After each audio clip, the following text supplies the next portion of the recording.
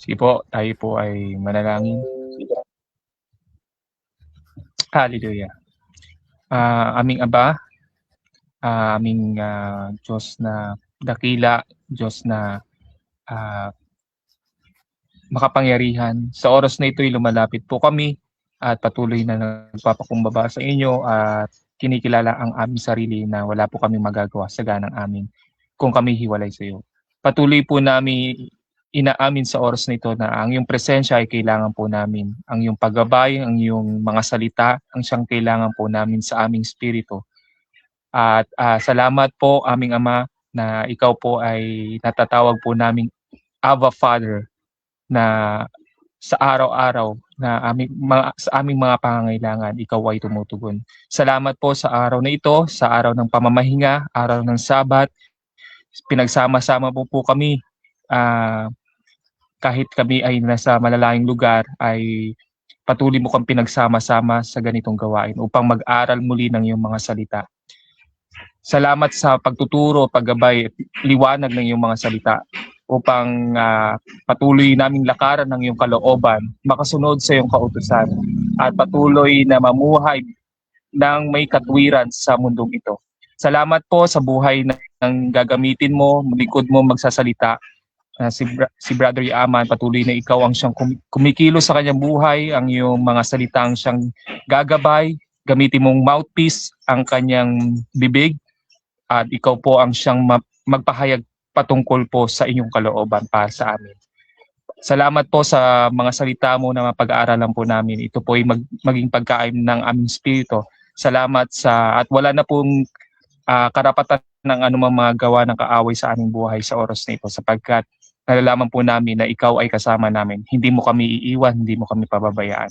Salamat po sa buhay ni Brother Yaaman, sa pamilya po niya, pamilya po ni Brother Art, pamilya po ni Brother Goody at sa aking pamilya. At mag-isa lahat ng aming mga pamilya na makikinig sa oras na ito at bubuksan mo ang kanilang mga tenga upang mapakinggan nila ang katotohanan at mabuksan sila at mapalaya sila nito. Salamat po, Aba, sa iyo lahat ng kapurihan. Amen.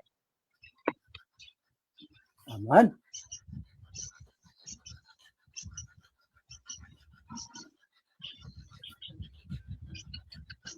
Amen. Yun. All praise to the Most High, Yahweh Hashem, Yahweh. Double honor to the elders and leaders of True Nation Israelite Congregation. We are True Nation Israelite Congregation, Philippines. Po inyong lingkod, Brother Yaman. Happy Sabbath po sa lahat ng mga kikip na mga commander, mga Israelites po na nagkalat sa iba't ibang scattered abroad. Greetings po, all greetings to the 12 tribes of Israel. Kamya Sarala. Ito po ang aking mga kasama from True Nation Philippines po. Pakalala kay bro.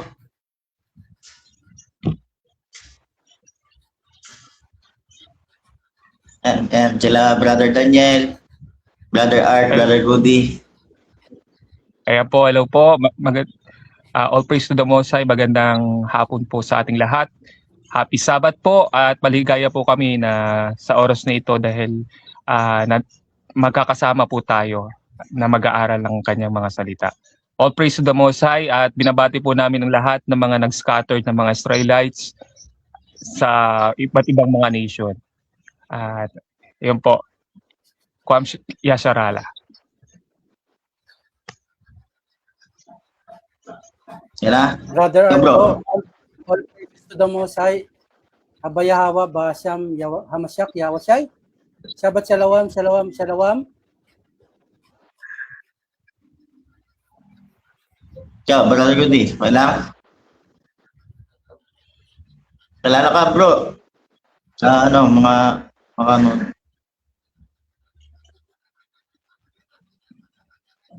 Wala? Bro Godi, Bro pakilala Goody, ka. pakilala ka. Bati ka muna sa mga Israelites. Nakamute po. So, all praises and glory and honor to the Most High Yahweh Bashem Yahushai. Ako po ay si Goody Tabilin. At saka binabati ko lahat ng scattered Israelites sa buong mundo. Shalom. Dan. Ito po kami upang pag-aralan po yung Jews and Gentiles, diba?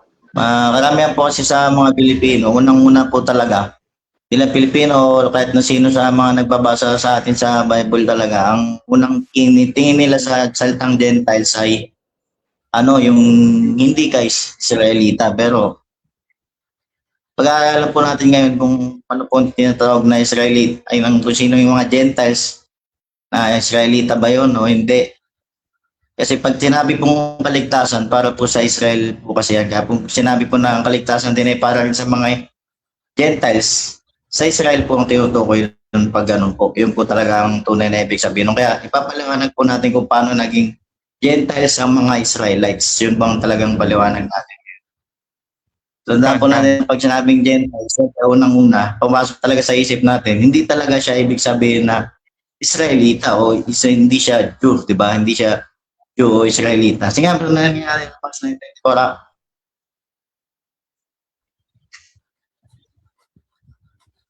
Yeah, basa. Romans chapter 9 verse 24. Ito'y walang iba kundi tayo na mga tinawag niya, hindi lang mula sa mga Hudyo, kundi mula rin sa mga hindi Hudyo. Ayun, sabi nga doon na yung mga tinawag daw ng Diyos din, no, ng Melika para sa kanyang kaligtasan, sa kapurihan sa kanya, na makasama sa kanyang kaligtasan, makasama sa kanyang kaharian, ay hindi lang daw yung mga Hudyo, pati daw mga hindi Hudyo. So sa una nating pag-unawa talaga, bilang ordinaryong tao, ordinaryong nakapakinig lang na hindi natin pag-aralan yung Biblia, parang maano natin na hindi Hudyo, ibig sabihin kasali dito yung mga Chinese, mga Americans, o kahit na sinong lahi. Basta hindi ka Hudyo, hindi ka Israelita. Kasi sabi dito, hindi Hudyo. Yun ang unang-una nilang intindi talaga. Ba, kahit sino naman talaga kasi para sa atin Para sa atin, unang basa talaga natin, hindi Hudyo, hindi Israelita. Eh di ibang lahi, pwedeng makapasok. Akala nila yun na ganun talaga. Pero ang kaligtasan ay para po sa mga Israelita. Hebrew 8:8 mo na, yung covenant, ng bagong covenant ay para sa mga Israelita, di ba? Sa mga Hebrew 8:8. Ano Hebrew 8:8 nga na na bagong covenant na ay para ang bagong na kasi ang inaano diyan kasi nila na ang kaligtasan din daw ay para rin sa mga hindi Israelita na hindi nga Hudyo, di ba? Pero kung titinan nga natin na ang bagong covenant na sa New Testament na sinasabi rin ay para sa Israel at saka sa Juda ang mga bagong covenant. So, wala talaga tayong mababasa na para sa mga hindi na kahit na sinong nation, di ba? Or kahit na sinong any nation, basta Gentile.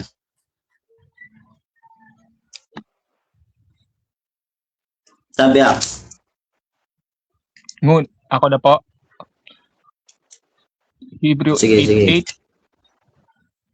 Ngunit nakita ng Diyos ang pagkukulang ng mga taong sumusunod sa unang kasunduan. Kaya Sige, sinabi tuloy. niya,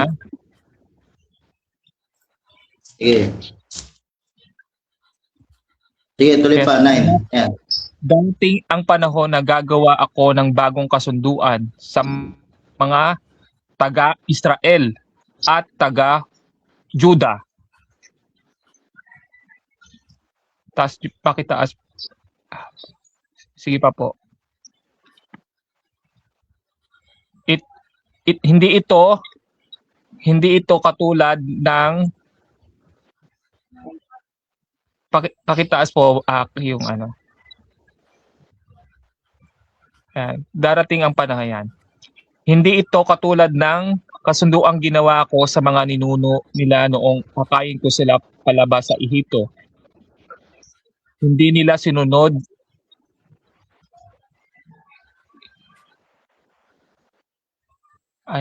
pakit up po.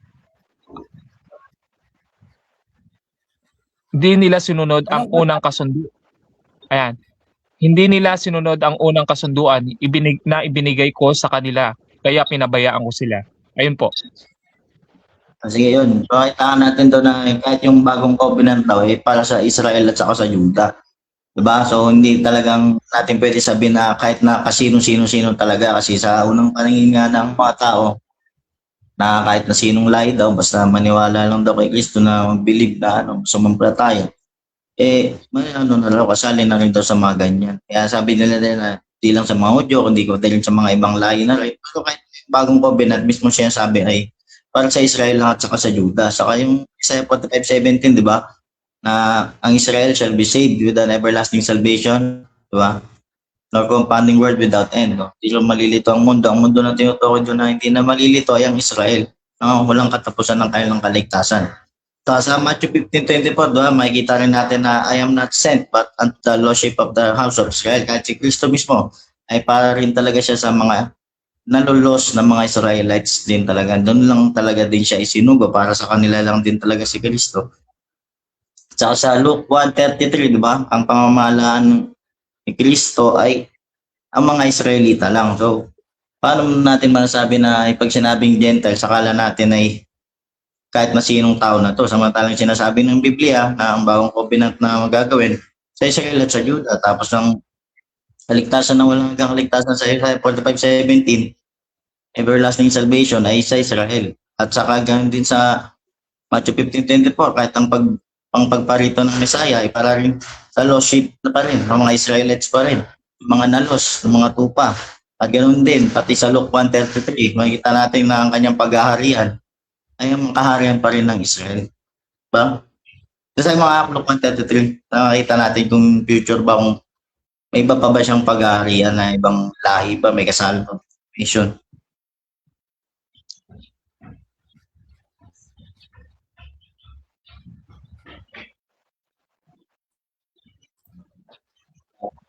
Wala? Hinahanap. Okay. Luke 1. Saka, Wait lang nga ka. natak tayo ng oras. Ilang. Yun. So, kasi karamihan kasi sa mga tao talaga, pag sinabi nga, natin. para sa Israelites talaga. 1:33 ah. Tingnan sa mga Luke 1:33. Maghahari siya sa mga lahi ni Jacob magpakailanman. Ang paghahari niya ay walang katapusan. yun. Makita natin na ang pag-aari ng Messiah talaga ay sa mga lahi lang ni Jacob. Magpakailanman at ang pag-aari na yun ay walang katapusan. Yun yung pagbalik niya dito, pag nag-aari na siya dito sa mundo, yun ang wala nang katapusan ng pag-aari niya. Sa mga Israelites pa rin talaga. Kaya paano natin masabi na yung Gentiles ay tumutukoy din sa ibang lahi, di ba? Sa paliwanag natin kung bakit ba tinawag na Gentiles yung mga yun. Sige, iyan mo nga, ibig sabihin ng Gentiles mo nga, saka yung Jews. Basahin mo nga. Yung nandyan sa'yo na nakasave. Ayan. Gentiles. Sige daw, basahin daw. Bible Dictionary. Sige. Bible Dictionary. Gentiles. Usually in plural, goyim, meaning in general all nations except the Jews. In course of time, at the Jews, in course of time. Yun daw, sabi the daw Jews na become- salitang, Tuloy ko po. sige. As the Jews began more and more to pride themselves on their peculiar privilege, it acquired unpleasant association and was used as a term of contempt. Ayun, sabi nga doon na Gentiles daw, usually siya goyim, di ba? Yung salitang goyim daw talaga siya na. Yun, big sabihin na daw doon na kalahatan ng sa kalahatan na ng lahat ng tao, hindi lang daw ng mga Hudyo, o di ba? So, lahat-lahat talaga pwedeng tawaging Gentiles. Diba? Basta hindi ka Hudyo, pwede kang tawagin Gentiles. Tamang pagkakaintindi dyan. Pag sinabing Gentiles daw, basta hindi ka Hudyo, pwede kang tawagin Gentiles. Mamaya, papaliwanag natin na ang Israel din kasi nahati sa dalawang kaharian. Kaya, nung nahati siya dalawang kaharian, yung Hudyo na lang yung naiwan na naging Diyos. Mamaya, natin. Sige, yung Diyos naman yung mga ibig sabihin ng Diyos niya na. So, pwede rin pala ng mga Israel na nawala sa mga Diyos na hindi naging Jew dahil nagkasala sila ay pwede niyang tawagin Gentiles kasi nga yan ang sabi. Jew. So, The pagka name nakaano pala tayo. So, pag nakarinig pala tayo ng salitang Gentile, hindi natin din pwede sabihin na ibang lahi na kagad siya. Pwede rin na Israelites siya na hindi Hudyo, di ba? Kasi yun ang sabi ng talaga paliwanag. Sige, ayan, Jew. Ano yung ibig sabihin ng Jew? Si Brother Godi, pwede niyo pong basahin. Hindi siya.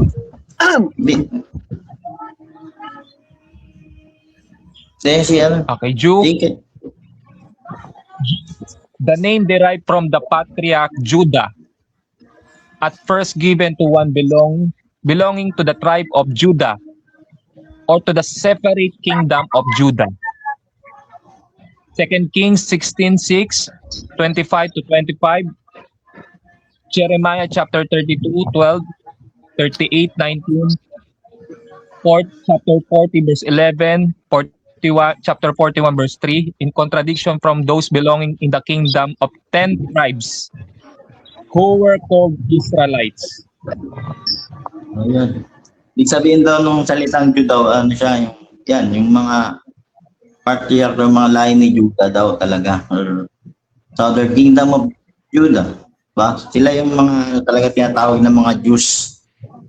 Like pinaiksi na Southern Kingdom. Tinawag sila na Jews. Pinaiksi sila sa salitang Southern Kingdom. Judah, Southern Kingdom, Judah. Mga Hudyo, sila na yung kasi nagkaroon kasi ng paghati dati ng division ng Northern Kingdom at saka Southern Kingdom. Mabasa natin sa 1 King 11:32. Tira mga dito sa 11:32. Tayong Jews paano ba natin? Kaya 1 King 11:32. Basahin. First King, ano po? 11:32. 11:32. 22. Oo. Oo.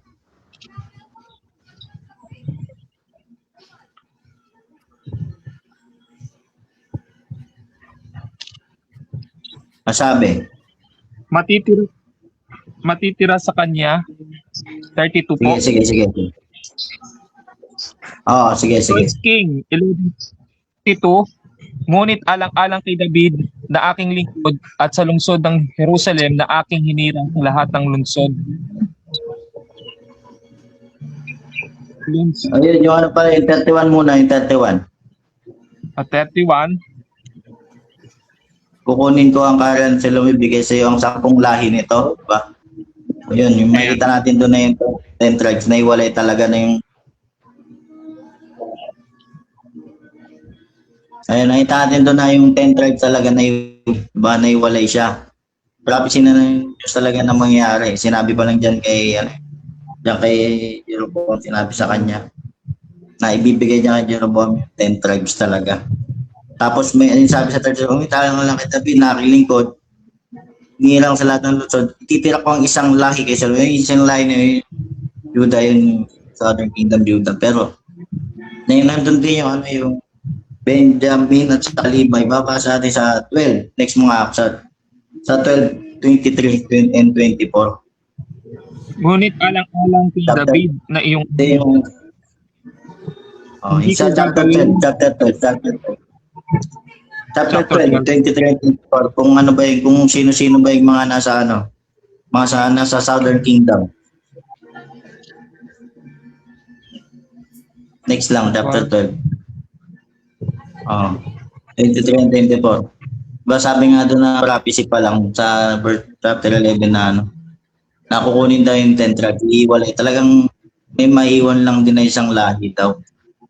Kasi kukunin daw yung 10 tribes. Kumbaga yun yung Northern Kingdom na Israel na umiwalay talaga sa area ng Jerusalem talaga. Anong verse? 23 sabi. sabihin mo kay Haring Rehoboam ng Huda na anak ni Solomon at sa lahat ng sambayahan ng Anong verse? Huda At Benjamin. Yan. Nakita natin doon na ayan. Diyan sila nahati kasi sila dyan sa na yan Ayan, no, sa ano na, dyan sila nagkaroon ng alitan, di ba? Ayan, kaya sabi dyan, sa 23, sabi mo, kay Rehoboam na ng Juda na anak ni Solomon at sa lahat ng sambahayan ng Juda at Benjamin, ayan, kasama yung Benjamin at saka Juda, sila yung magkasama. Kasi iba pang tao na rin, no, na huwag daw makipaglaban sa kapwa Israelita kasi dyan, pagkaroon na sila din ng alitan. Kaya din yung ano, yung sa panahon ni Kristo na enmity na tinatawag na tinibag niya na yung alitan na yan. Kaya pinagkaisa niya na rin yung ano. Diyan pa lang sa ano dyan nag-umpisa yung alitan ng mga Israelita. Kasi yung si Jeroboam, ano, yung sa pagtatrabaho nila, di ba nakiusap sila na pagaanin sana yung trabaho nila, pero sinabi ng aring Rehoboam na kung ano yung ginawa ng tatay niya, mas mabigat daw. Kaya wala yung Israel na ano, wala na raw silang pakialam, umalis sila. Tapos si Jeroboam naman, sa verse 30, sige, tira natin mga kasuklam-suklam na ginawa nila. Kaya sila rin ay napalayo sa Diyos. Verse 30, bawa niya na, sige. Bawa mo verse 30. Ayan, ginawang ito ni Jeroboam ang dahilan ng pagkakasala. Diba? Sabi nung nagdahilan pagkakasala ng mga Israelita. Yan talaga yung dahilan ng ginawa nila dyan ng Jeroboam kaya nagkasala yung mga Israelita. And sabi ng Mosai, di ba, na huwag gagayahin yung ibang nation na masasamba sa ibang nation, sa ibang gods, maliban sa kanya. Di ba? Yan ang sinasabi na huwag gagayahin. Pero sila, naggawa rin sila dyan sa verse 26. Yan sa verse 26, kung ano yung mga ginawa nilang mga Diyos-Diyosan ng mga Israel, ng Northern Kingdom. Kaya sinabi dyan na ang ginawang yan Haring Jeroboam ang dahilan ng pagkakasala ng mga Israelita. Kaya sa 26 ang sabi, baka daw bumalik sa kaharian ni David ang mga kasama niya, 10 tribes na nakuha niya, diba? Kaya nagtayo sila ngayon, Sige. Basta yung mga baka magbalik sa kaharian ni David kung magpapatuloy ang pagpunta nila sa Jerusalem para magandog. Kaya hindi na sila pupunta rin sa Jerusalem para magandog. Nagtayo na lang sila rin ng kanilang mga Diyos-Diyosan. Na siya namang tinagalit ng Diyos dahil ayaw ng Diyos na magkaroon kayo ng ibang Diyos-Diyosan. Samantalang sa kanila sa Leviticus 18, 1-3 na huwag gagayahin ang ginagawa ng mga Gentiles. Huwag gagayahin ang mga ginagawa ng mga Gentiles na nagsasamba sa iba't ibang gods. Kasi pag ginawa mo yun, tatawagin ka na rin Gentiles. Kaya nagtiwalag sila kasi nagpaka-Gentiles na rin talaga sila sa laman. Diyan pa lang sa panahon na yan, diyan pa lang naging Gentiles na rin sila dyan. Diyan pa lang tinuring na silang iba. Hindi na sila kasama sa mga Israelites. Mababasa natin sa 2 Kings 17:18. Kaya sa mga 2 Kings 17:18 na inalista talaga yung Israel, kundi Juda lang yung iniwan.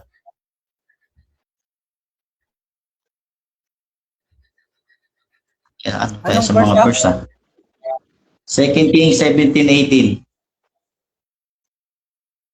na tinakwil na talaga yung Israel. 2 Kings 17 tapos 18. 17. Anong chapter? Chapter 17. 18, 17, 18.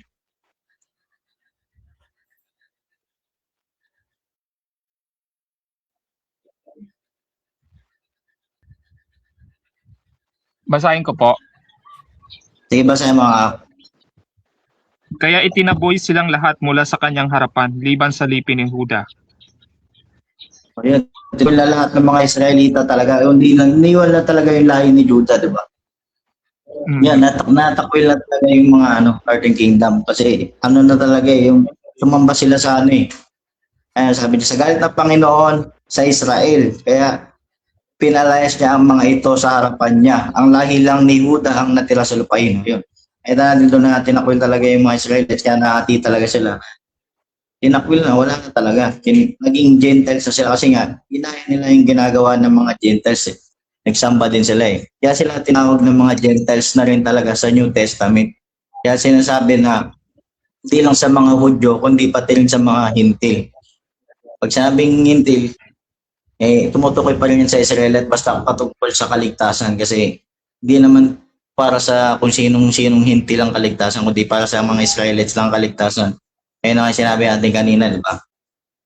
Ang New Covenant, ang Messiah, ang paghahari, yun, para sa Israel talaga lahat yun. Kaya pag sinabing Gentiles, nakita naman natin dyan na kung paano nahati yung kaharian dahil sa mga nangyari sa kanila sa pag-aaway sa ating kaharian, di ba?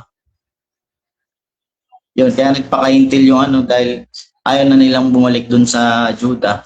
Prophecy rin naman ng Moises na mangyari kalooban dahil sa ginawa ni Solomon. Yun, kaya nahati rin yung 10 tribe na sabi bibigay nga ito kay Jeroboam. Tapos yun, basta natin yung Leviticus 18:1-3.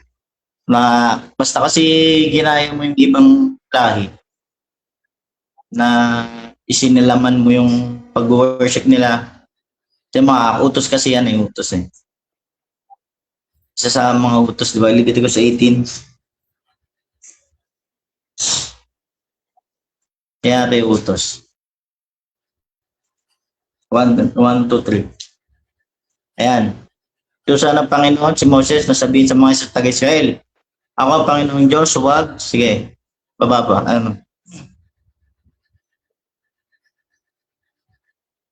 Verse 2, ano sabi? Ayan, verse 2. Ayan. Huwag niyong gawin ang mga ginagawa ng mga taga-Ehipto kung saan kayo tumira na. Huwag din ninyong gayahin ang ginagawa ng mga taga-Kanaan na pagdadala ko sa inyo. And dapat ninyong sundin. Sige ba? Baba pa. Yun, sundin lang yung kanyang mga utos, di ba? Yun, kasi nga, utos talaga sa mga Israelita na huwag gagayahin yung mga ginagawa ng mga nakapalibot sa kanilang bansa. Ayan. Ginawa yan ng Northern Kingdom Israel, kaya tinakwil siya. Kaya sabi sa 2 Kings 17:18, tinakwil niya yung Israel na masakit sa mata, na sa kanyang paningin. Ang Judah na lang ang naiwan, di ba? Ayan na yung naabutan din ng panahon ni kids ng mga Jews. Wala na Israel, dyan pala sa panahon na yan. Pinawag silang mga Gentiles, kaya kung mapapansin natin dito sa diba, sa Jampor, yung Samaritan woman, diba? Di na sila nakikipag-duel sa isa't isa kasi nga diyan pa lang nagkaroon sila ng alitan. Nagkaroon ng alitan diyan yung mga Israelites at saka yung mga Hudyo na sinasabi nila na doon lang sa Jerusalem mag-worship, diba? Samantalang sinasabi ng babae doon sa Jampor. Punta natin sa Jampor, punta sa Jampor. Punta tayo sa New Testament. John 4:9.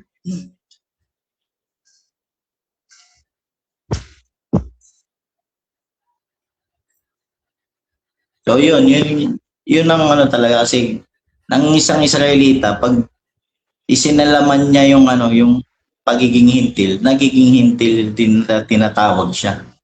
Natitiwalag siya sa sambahayan ng Most High. Kaya sabi nga na may utos nga na huwag niyong gagayahin yung ginagawa ng mga nasa paligid niyo. Sumagot ang So kung tayo babae. dun, yung Jampor. Jampor na yan sabi. Sumagot ang babae, kayo pa ay Hudyo at ako'y Samaritano at babae pa. Bakit po kayo makinig sa akin? Kaya sinasabi niya ito dahil hindi nakikitungo ang mga Hudyo sa mga Samaritano, di ba? Talaga meron silang yung alitan sa isa't isa, hindi sila pwedeng makisama sa isa't isa kasi nga yung Samaritans na yan, para sa mga Hudyo, tinakwil na yan di ba? Kaya sabi dun sa 2 Kings 17:18 na tinakwil na yung Israel, diba? Makita natin ito kayo binasa natin.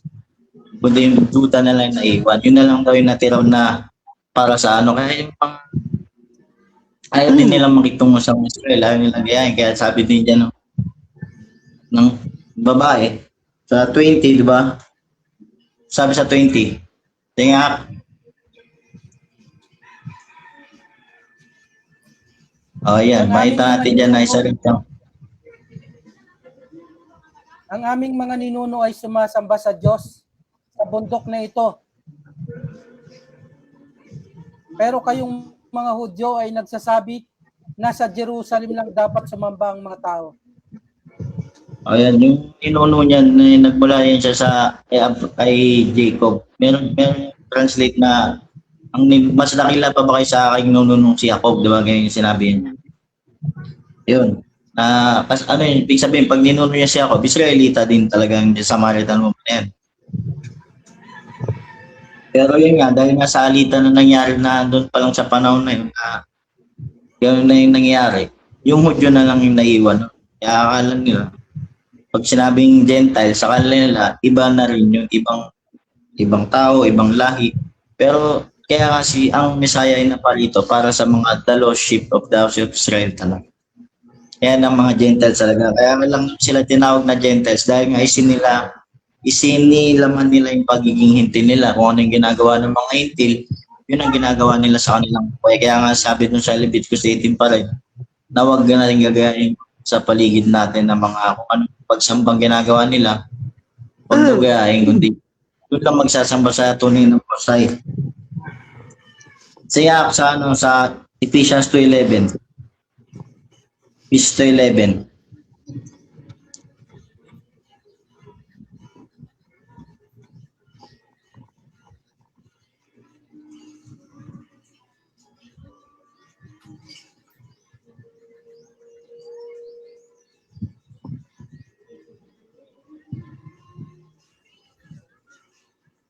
Baka mabagal eh.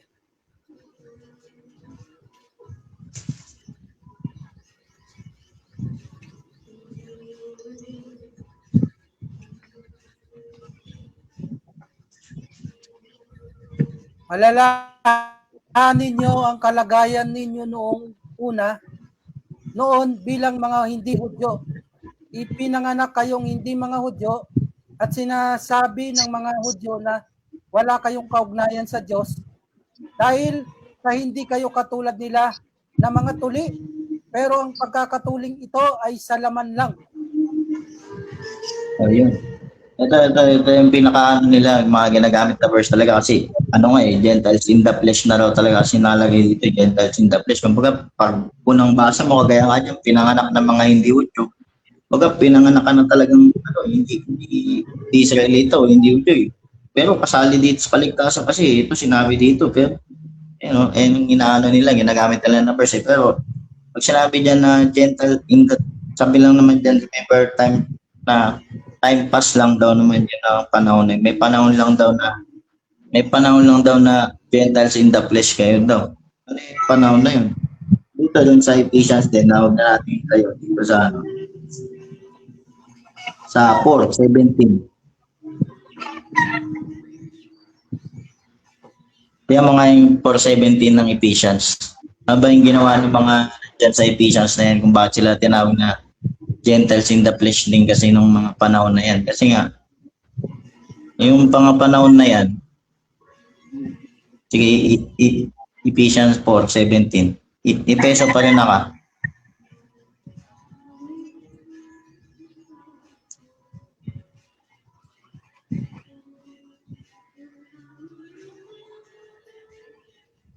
Sa pangalan ng Panginoon, iginigiit kong huwag na kayong mamuhay gaya ng mga taong hindi nakakakilala sa Diyos. Walang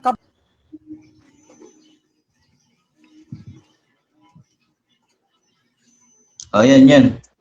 Sabi dyan, diba? Sabi dito na report by the Lord, walk not as other Gentiles walk in the... Ayan nga, ilalakad mo talaga sa buhay mo yun. Sabi dyan, huwag na kayong mamuhay gaya ng mga taong hindi nakakilala sa yun. Ginaya kasi nila yung mga yung mga hindi nakakilala sa Diyos. Yun ang pinamuhay nila. Kaya sabi dyan, huwag na kayong mamuhay ng ganon. Katulad ng ginawa nyo dati.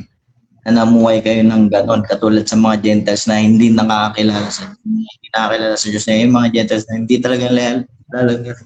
Pero sila kasi, yung time pass lang nila para sa mga Israel. Namuhay na sila dati ng ganyan. Huwag na silang mamuhay daw ulit ng ganyan. Time pass daw. na pinanganak silang mga hindi tuli dahil sa panahon ng Maccabees, di ba? Na pinagbawalan sila ng mga tuli. Bawal ng tuli, papatayin ng bawat mga nagpapatuli. So yan, kaya dyan sa panahon na yan, makita sa New Testament, na yung mga Israelites na sinasalaman talaga yung pagiging Gentiles. Tinatawag sila mga Gentiles din dahil yung pamumuhay nila dito sa mundo, katulad na kung paano mamumuhay ang mga Gentiles, kaya sila tinatawag na Gentiles. Yun ang talagang ibig sabihin na kaya sila tinatawag na Gentiles dahil yung pamumuhay nila sa mundo, ginaya nila yung pamumuhay ng mga Gentiles. Pero patungkol yan, yung tinutukoy dyan, mga Israelites talaga yung tinutukoy dyan. Hindi sinasabi na hindi tinutukoy dyan na mga Gentiles talaga yung para sa paligtasan din na tinutukoy pagka sinabing Gentiles. Pag sinabi lang na Gentiles siya kasi yung mga Israelites na yun, namuhay ng mga Gentiles talaga din. Yun ang isinabuhay nila sa sarili nila. Yun ang ibinuhay nila sa sarili nila. Kaya sila tinawag ng mga intil. Kasi yung mga Jews, mga Hudyo, sila yung mga sumusunod sa utos. Mga Gentiles naman, mga hindi sila sumusunod sa utos. Wala. Kung ano lang yung isa sa buhay ng mga hintil, yun yung ginagawa nila. Kung ano yung inutos sa kanila. Sa mga Greek, nagpaka-Greek din sila. Hindi din sila mga tuli. Sinunod din nila yung mga custom ng mga Greek. Kaya yun, ganun nangyari kaya si Paul. Ayun yung mga pinuntahan niya talaga ng mga nag-preach siya sa all nations. Diba? Ay tama natin na baptized to the all nations, diba? Kasi yung Israel, nagkalat sa all nations. Diba? Sabi sa Matthew 28:19 na all nations daw. Kasi ang Israel naman, iti-teach din sa all nag-scatter sa all nations. Mababasa natin yun sa prophecy pa lang ng Deuteronomy 4:27-28. Kaya basahin mga sa Deuteronomy 4:27-28. Kung bakit nila sinasabi na ano lang daw yung baptize all nation. Pero makita natin kasi na ang Israel kasi nagkalat sa all nation. Hindi lang sinasabi na kaya nga sabi ng Messiah na go to the lost sheep of the house of Israel. But go rather, do not go to the way of the Gentiles, diba? But go rather to the ayan. Pangangalatin kayo ng Panginoon 27, no? sa ibang mga bansa at kaunti lamang ang matitira sa inyo roon. Sa mga bangsa kung saan kayo itataboy ng Panginoon at doon na kayo sasamba sa mga Diyos na gawa sa kahoy at bato na hindi nakakakita, nakakarinig, nakakakain o nakakaamoy. Diba? Yun, nakita natin doon na yun nga, yung dahil sa nag-worship nga sila ng iba-ibang gods. So yun, nakita natin din na nag-scatter din na kapangangalatin ng mga Israelites sa all nations talaga. Kaya nga, go teach all nations. Kasi ang Israelites talaga nagkalat yan sa all nations talaga. Kaya yung iba, umabot na rin na dito sa atin, di ba? Kaya kagaya dito, yun. Kaya naman yung palapit si dyan. Kung napunta dito, nagsamba sa, di ba? Sabi dyan, nagsamba sa mga sa anong mga gawa ng kahoy o bato na hindi nakikita, nakakarinig, nakakain. Makikita naman natin yan na ganoon din sa nangyari sa atin dito. Saka tayo, bilang mga Pilipino dito, di ba, hindi man natin kilala talaga kung sino tayo, di ba? Kasi mga Israelites nga, mababay word din yan sa bawat bansang napuntahan nila. Kung ano yung tatawag sa kanila ng mga ibang lahi, yun din ang magiging tawag sa kanila rin. Deuteronomy 28:37 nakasulat. Kasi yung mga curse din talaga dito sa atin, naranasan din natin yan. Yun, mababasa natin sa Deuteronomy 28:37 na mababayward tayo na tinawag tayong Pilipino. Diba? Astonishment na magiging kahihiyan. Diba? Parang mga Pilipino ba, mga negro, tayo tinatawag tayo mga negro din. Yan ang mga Pilipino. Tapos bibigay sa ibang lahi. Yan ang nangyari din sa atin. mga Pilipinas. Ano pa? Yun. Yun. Saka yun. Pero yun nga, sige, yung sa ano ulit, Ephesians 2:11 na, balik tayo. Balik tayo sa Ephesians 2:11 na.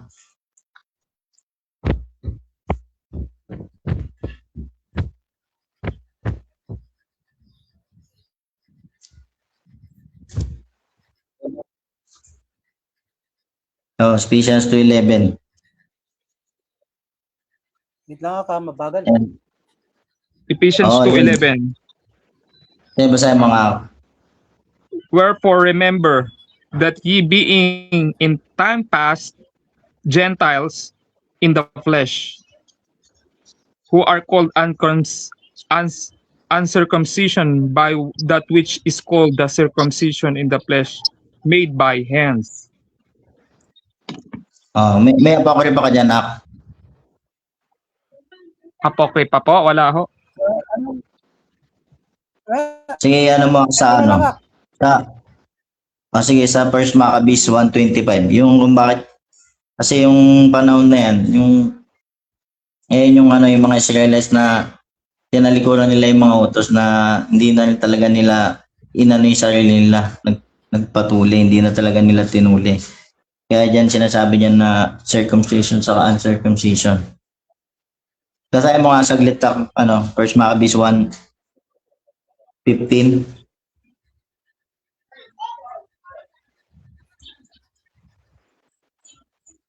Wait lang ka. Sige lang. So, sige.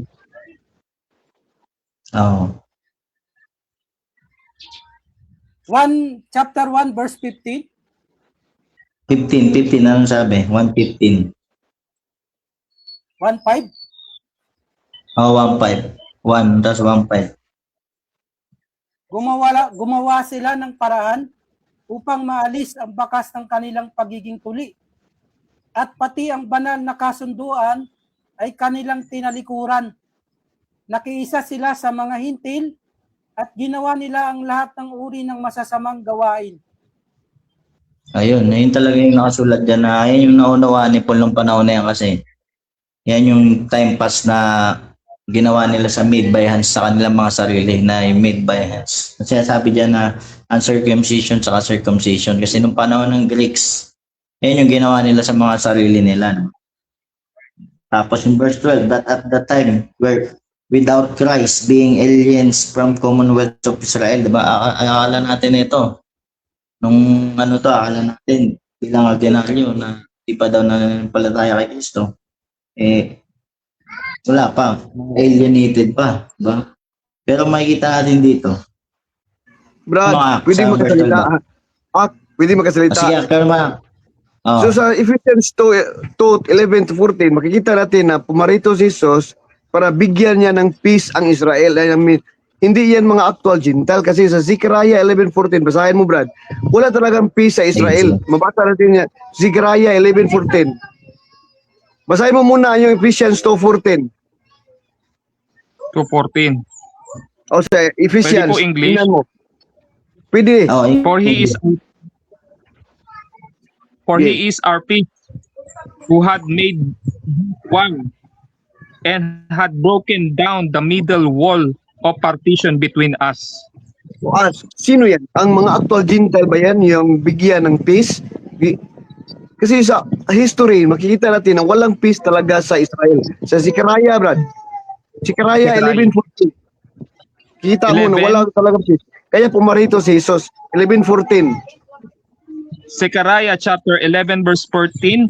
Then I cut asunder mine other stuff of even bands, that I might break the brotherhood between Judah and Israel.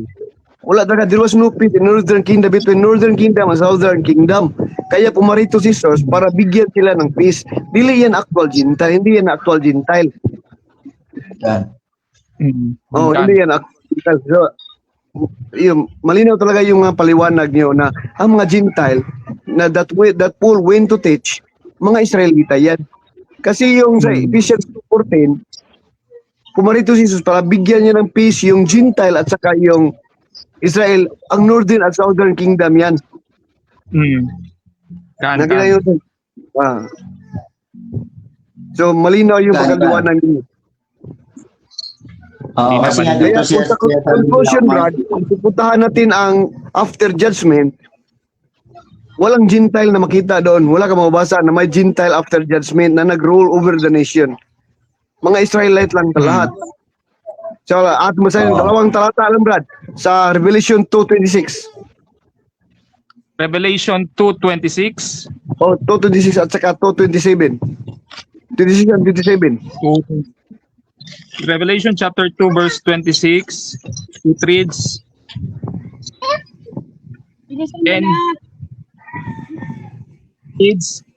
and he that overcometh and keepeth my word unto the end, to him will I give the power over the nations. Yung nation, makikita natin yan, may mga Gentiles. Tapos yung nag-rule over them, makikita din natin na Israel yan. Basta natin sa Psalms 2. Psalms 2. Psalms 2, 8 and 9. 8 and 9.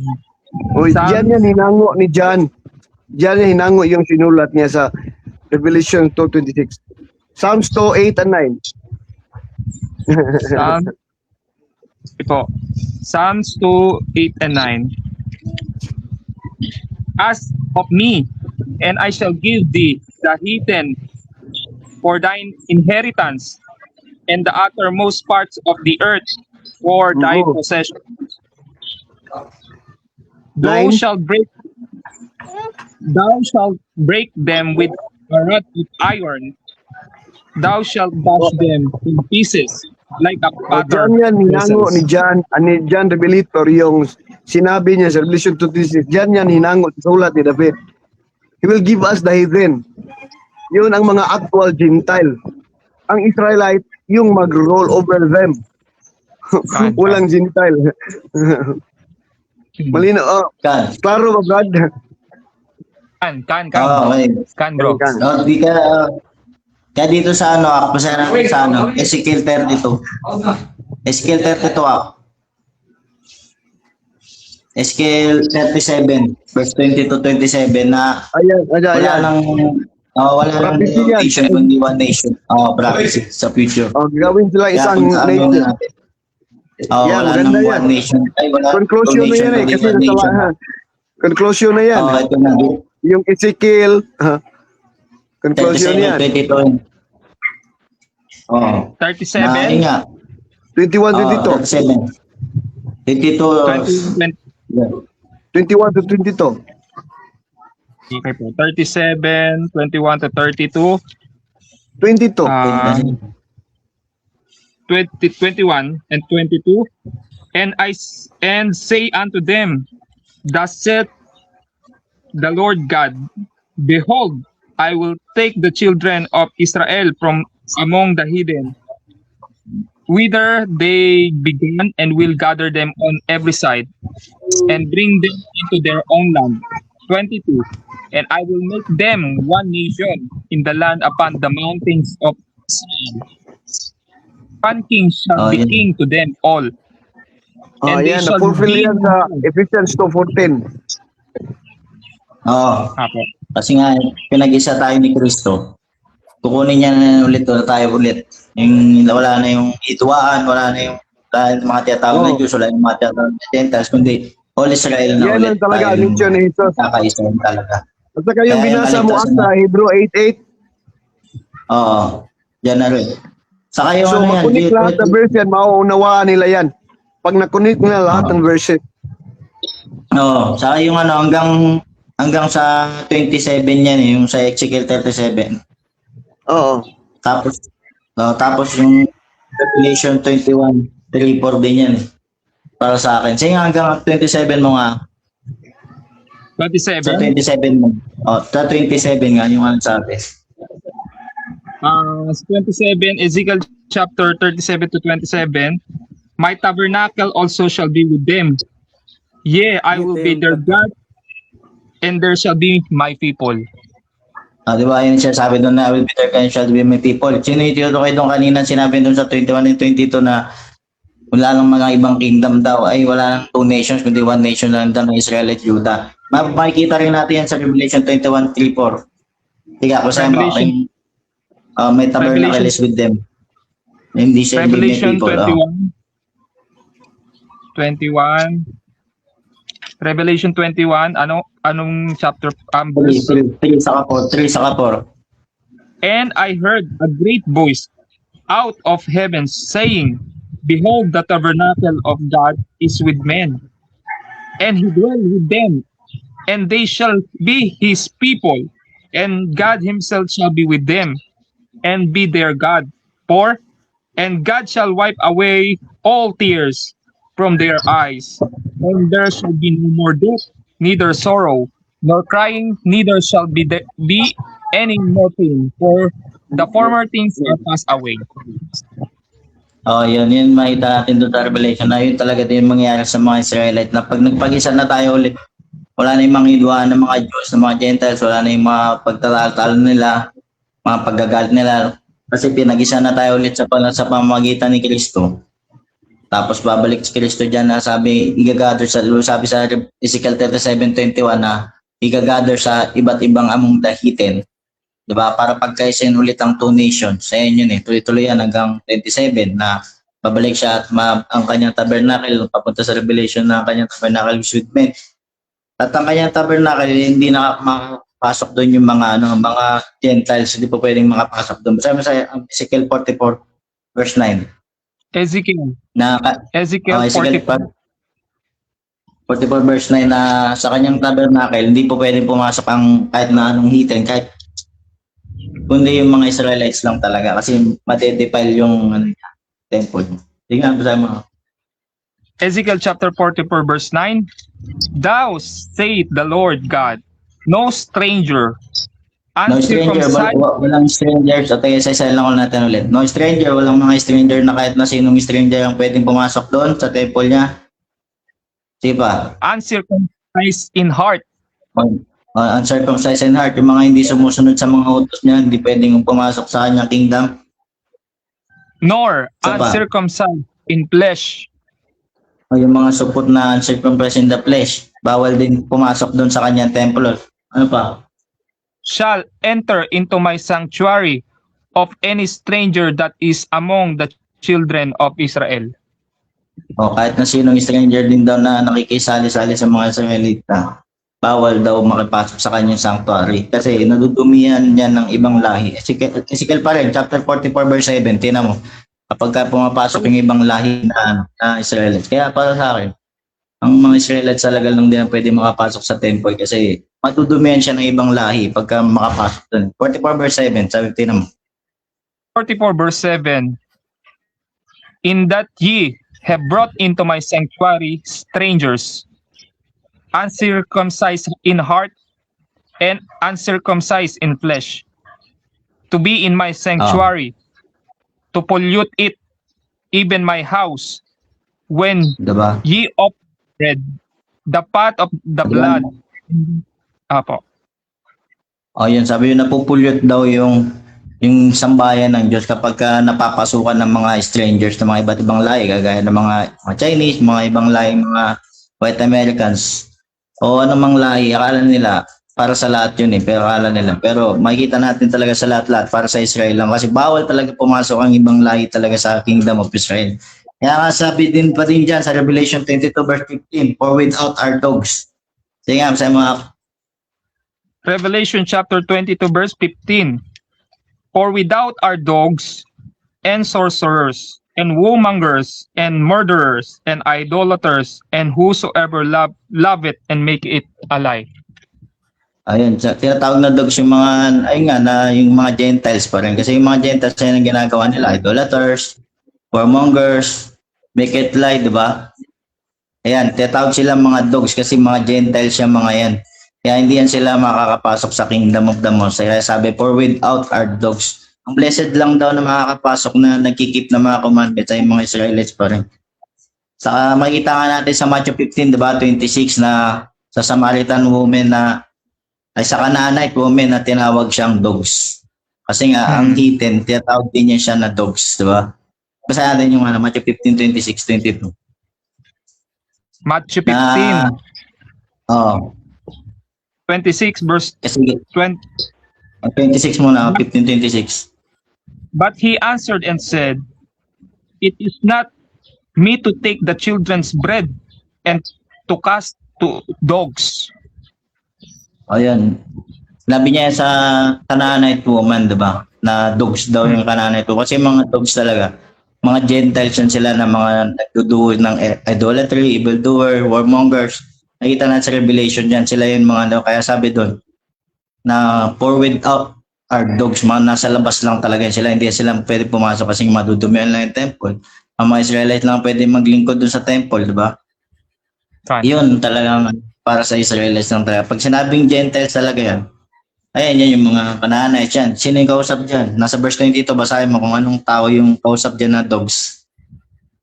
Verse 22, "And behold, a woman of Canaan came out of the same coast and cried unto him, saying, Have mercy on me, O Lord, thou son of David. My daughter is grievously vexed with a devil." Oo, yun, diba? Yan, nakita natin doon na, pero may dahilan pa rin sila. Kasi daw, natupad naman daw yung ano. Kasi nga, ang Diyos, hindi naman siya, diba, sabi nga, mayroong ang verse, diba, na pinagpapala niya rin yung lahat ng tao, diba? Sa mga masasama, binibigyan niya nga ng mga pagkain. Sa mga mabuti, diba? And, meron yun sa Testament niya, pinapakain niya, pinagpapala niya. Lahat naman na Pero sa bandang uli, ang pangako ay yung para sa Israel talaga ang pangako. Hindi natin po pwedeng naisali talaga yung ibang nation, Gentile. Kasi kinakabagan naman talaga ng lahat-lahat naman talaga. Kaya sabi niya, nais niyang kabagan ng nais kabagan. Nais din niyang kaputan, gusto niyang kaputan. Pero pagdating sa pangako, isa lang ang po pwedeng may hawak ng pangako. Mga Israelita lang talaga din. Hindi natin masasali yung ibang nation. Ano yung pertaining Yeah, the adoption? Ano yung Romans po ba 9 yun? po, Yung Romans 9 po. Romans 9:4. Ito po. Romans chapter 9 verse 4. Verse ano muna po? Verse 1. I said, ito po ay isulat ni Apostle Paul sa mga taga-Roman. I say the truth in Christ. I lie not. My conscience also bearing me witness in the Holy Ghost, that I have a great heaviness and continually sorrow in my heart. For I could wish that myself were accursed from Christ for my brethren, my kinsmen, according to the flesh, who are Israelites, to whom pertaineth the adoption, and the glory, and the covenants, and the giving of the law, and the service of God, and the promises. Oh, yun, And diba? Oh, yan ulit. verse 5 po. Whose are the fathers, and of whom as concerning the flesh Christ came, who is over all, God bless forever. Amen. Oh, yan. Ayun ba? Ano ba yung promise, diba? Yung promise kasi, bibigay talaga yung lupain na yun para sa kanila. Dito sa yung sa, pinost ko nga sa GC, diba? Ito, basahin yung Joshua 21 na. Ito yung promise talaga eh. Kaya nga doon, diba, nakita natin sa Revelation na tabernacle niya, wala nang mga luwa sa mga mamamayan niya. Sino yung mamamayan niya? Diba? Yung Israel saka Judah na pinag-isa niya. Makikita sa Ezekiel 37, karugtong siya ng Revelations, diba? Sa Joshua 21 na. Oh, last na. Joshua 20. Wala na. 21. Joshua 21. Chapter 21, tas 43. 43. Oh, hanggang 45. Sige daw. And the Lord gave unto Israel all the land which he sware to give unto their fathers, and they possessed it and dwell therein 44. And the Lord gave them rest round about, according to all according to all that he sware unto their fathers. And there stood not a man of all their enemies before them. The Lord delivered all their enemies into their hands. 45. There failed not aught of any good things which the Lord had spoken unto the house of Israel. All come to pass. Diba? All come to pass. Walang napid sa mga pinangako niya sa mga Israelita na mga sinabi niya sa sambayan ni Israel. Sabi niya sa verse 45, di ba? All came to pass na baga sa future pagbalik ni Kristo. Ganyan yung mangyayari diyan. May bibigay talaga yung mga lupain na yan sa Israelite. Saka walang mababasag sa mga pangako talaga na sinabi para sa mga Israelita. Tapos sa verse 44, lahat ng mga nasa bansang nasa paligid nila, ayun, na kanilang mga kaaway, ibibigay sa kanilang mga kamay. Kaya sa makikita din natin sa Revelation, sabi ni Brother Goody at 2:26 at 27 na pag-aarian mo ang mga bansa, di ba? Kasi dyan sa 44 nga, binigay ang mga enemies sa iyong mga kamay. Kasi yan dyan, nasakop na yan nila yung ano dyan, yung Kanaan yan. Pero sa future, ganun pa rin naman ulit ang mangyayari dyan. Kung paano si Joshua na inano niya yung mga ananay sa pamumuno na. Ganun din naman. Kaya nga, Joshua, diba, Yahweh siya yan. Si Yahweh siya din yung pangalan yan. Joshua na yan. Kaya nga, pagbalik din. Ganyan din kung paano pinawin si Joshua yung mga lupain dyan. Paano nila tinalo yung mga iba't ibang lahi dyan sa paligid. Ganun din yan, pagbalik lang ng Kristo. Yahweh siya dito sa mundo. Paano niya itatalunin lahat ng bansa dito sa mundo. Ganyan na rin yan. Yan. Paano pinangako para sa mga Israel, walang mababasag sa mga salita niya na pinangako niya na para sa mga Israel. Kasama na yung mga Israelita dyan sa panahon niya. Yun lang. Kaya naman.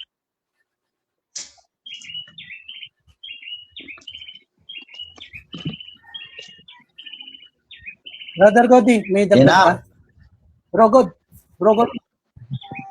Malinaw na malinaw yung explanation. Wala na akong idadagdag. Malinaw na yun. Malinaw. All praise to the Most High. All places, all present. Kaya na. Praises. Ano? Okay na? Okay na tayo? Okay na. Okay na. Para lang Okay, sige. Tawad ang mga brothers. Tawada po. Tawada. Close na. Oo.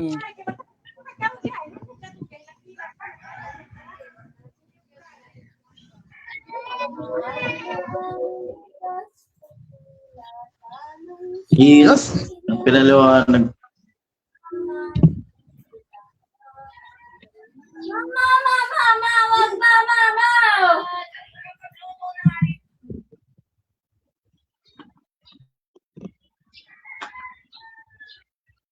Naka-live pa.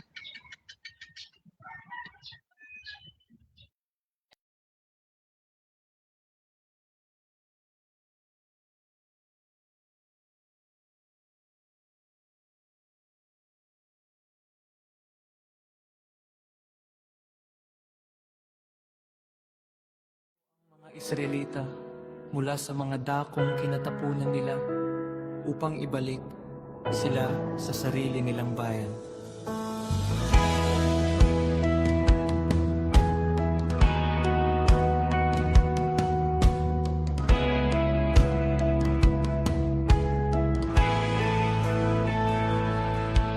Sila'y pag-iisahin ko na lamang, isa lamang ang magiging hari nila. Hindi na sila mahahati, sila'y gagawin kong isa na lamang kaharian.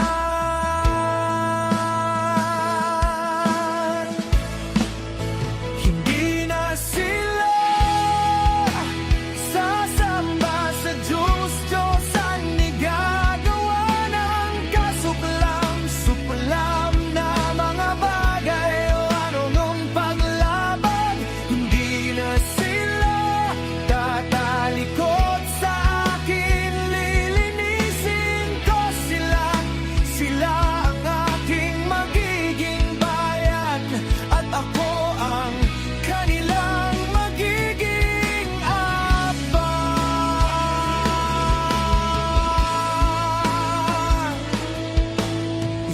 Tulad ng lingkod kong si David ang magiging hari nila.